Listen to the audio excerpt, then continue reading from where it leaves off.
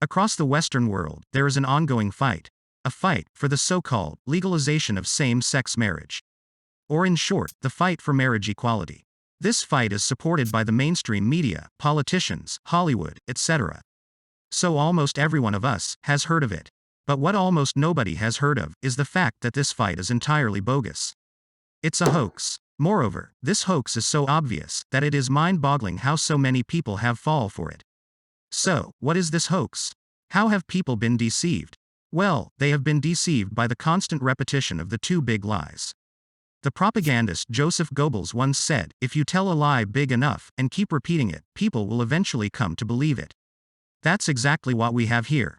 In the gay marriage fight, we have constant repetition of the two big lies. The first big lie is that prior to government involvement, same-sex marriage was not possible. That it was illegal, not allowed, or forbidden. That homosexual people were excluded from one of civilization's oldest institutions. This lie was the central claim of the fighters. This lie was the basis for the U.S. Supreme Court's decision in 2015. This lie was in the news all the time. That same-sex marriage was not possible. However, the truth is the opposite. Same-sex marriage was always possible. It was always legal and allowed. Homosexuals were never excluded from one of civilization's oldest institutions. In order to demonstrate this, all we need to do is to check what does it mean to marry. Traditionally and across the globe, in order for people to be considered married, all they had to do is to publicly commit to another person. After that, they were recorded on paper as married. So for example, historically, a man and a woman would commit to each other in front of the families, relatives, friends, and so on. Then, the families of the partners would verify the commitment via contract. Alternatively, they would commit in front of an organization that was interested in the commitment, such as the church or local and state government. After the commitment, the organization would record them into their books as married. And this is what marriage is all about. A public commitment and a record. Nothing less and nothing more. Now, was there any law that prevented two males or two females to organize a ceremony, invite families, relatives and friends, and commit to each other publicly? No. No such law ever existed. Was there any law that prevented them, or their families, to record the commitments on paper, for example, in the form of a contract? Again, no. No such law ever existed. Was there any law that prevented the interested organizations to recognize their commitments and record them into the books? And again, no. No such law ever existed. So both the public commitment and the recording of same-sex couples were always possible. Or in short, same-sex couples were always allowed to marry. That is why claiming that prior to government involvement, same-sex marriage was not possible is a lie. The big lie. And this brings us to the second big lie. The second big lie is that same-sex couples are discriminated against if they are excluded from government's legal recognition and benefits that opposite-sex couples have. In other words, if both types of commitments are not recognized by the government, and if both groups of couples are not given benefits after the commitments are made, this constitutes discrimination. In order to expose this lie, let's start with the following analogy. Suppose that the government recognizes the purchases of electric cars and incentivizes them with benefits. Now, does that discriminate against the buyers of gas-powered cars? Or gas-powered motorcycles, tractors, trucks, buses? No, of course not. The job of the government is not to recognize all possible types of purchases, but only those rationally related to the protection of the general population. Because this is the main job of the government, to protect the general population. Specifically, the government grants recognition and benefits to the buyers of electric cars because their purchases will reduce the air pollution and thus protect the health of the general population. Obviously, other types of purchases are not rationally related to that protection, and by definition, those who make them cannot be discriminated against. Only the buyers of electric cars can. For example, if the government would exclude them from recognition and benefits because they belong to specific race, religion, ethnicity, etc. Exactly the same is true in the case of commitments.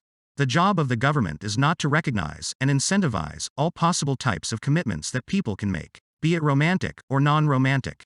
Rather, its job is to recognize and incentivize those that are rationally related to the protection of the general population. And the only such type of commitment is opposite-sex commitment.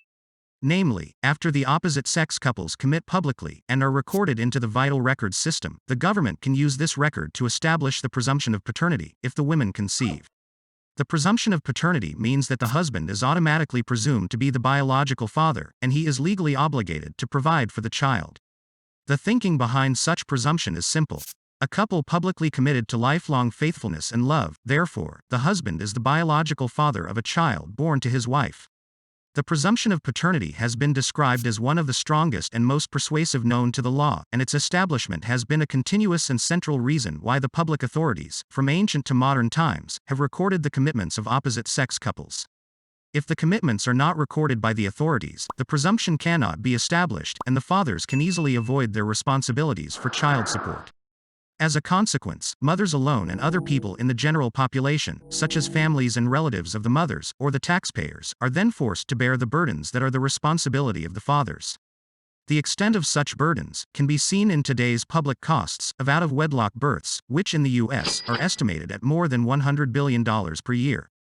That is why the governments, traditionally and across the globe, have been recognizing the commitments of opposite-sex couples and incentivizing these commitments with benefits.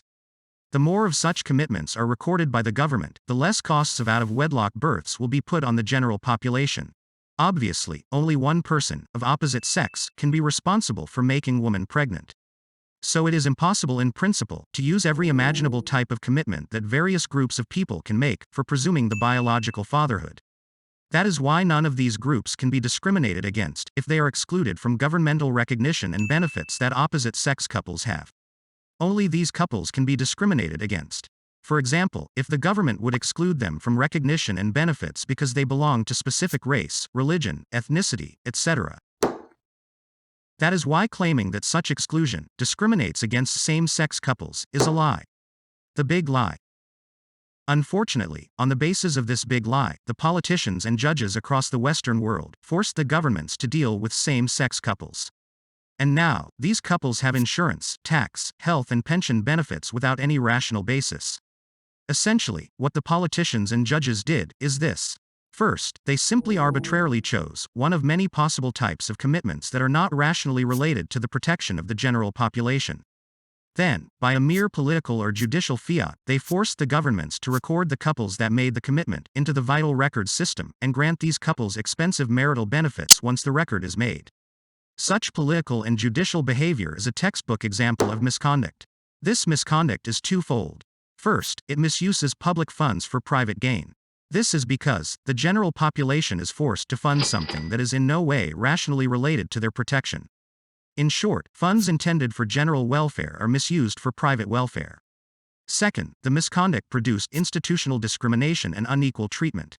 Namely, in a society, there can be a myriad types of commitments that are not rationally related to the general welfare.